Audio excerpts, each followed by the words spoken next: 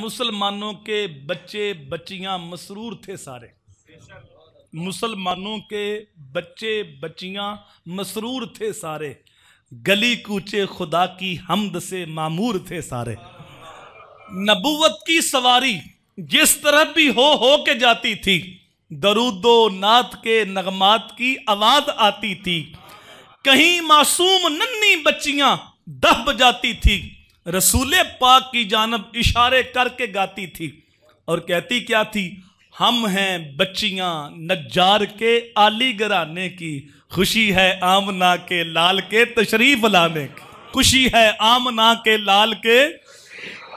अभी मिलाद रैली है, सारे उसके अंदर शामिल होंगे और हजूर की मोहब्बत का तराना पढ़ेंगे और हजूर की अजमत का गीत गाएंगे, नारे लगाएंगे।